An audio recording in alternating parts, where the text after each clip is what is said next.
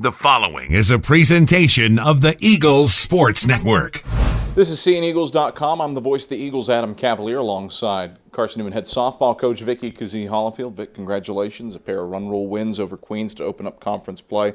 And I would argue your most complete performances of the year, from pitching to batting to defense. What made the day sing for your Eagles?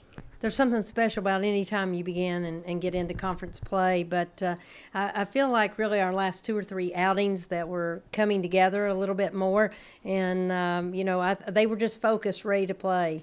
It was evident, especially from the lower third of your order, particularly in game 1. Every run that scored was from batters 6 through 9. Katie Pritchett hits a couple of bombs. What about that section of the order really coming to life today?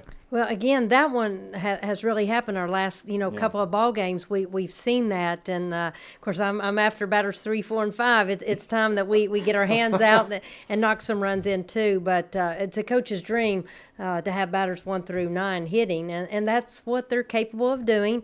And we're just excited by their play today. Queens only gets 2 base runners to third on the day, scores 1 run in the final few at-bats of game number 2. What about the job of Allie Webster and Lacey Reines in the circle to keep Queens hitting, I should say, off balance? When you go back to the stat sheet, you look how many stolen bases they have. So that was really something that we focused on, just not to let those leadoffs get on. And it didn't matter where they were in the lineup. They've got stolen bases, really, with 6 and 7 players. So we knew we had our work cut out for us if we got into those situations. You talk about opening up conference play, but just how motivated was this team for this twin bill? This team's fun to coach. You can get after them in the fact of, hey, this is what we've got to do. It's time to tighten up, go to work. But it's a very coachable team. I think their heart is right in the fact that I think they listen to coaches. I'm not taking credit for anything. They did it.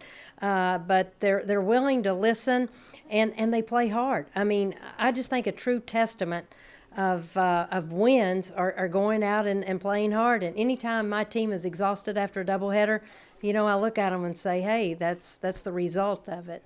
You brought that up against Young Harris, and a couple of girls even mentioned it to me that they were a little tired. But to not have the effect of that fatigue, that tiredness from a game on Thursday to a game today, what does that say about their conditioning, their mindfulness to pick it back up and get after it? Well, again, I don't fault our conditioning program. I'm not just saying that, but what I'm applauding is just their effort. We had 1 inning to where I was not pleased with their effort. I thought we were a little lazy on the infield ball, and I thought there was an outfield, it wasn't routine, but a right angle.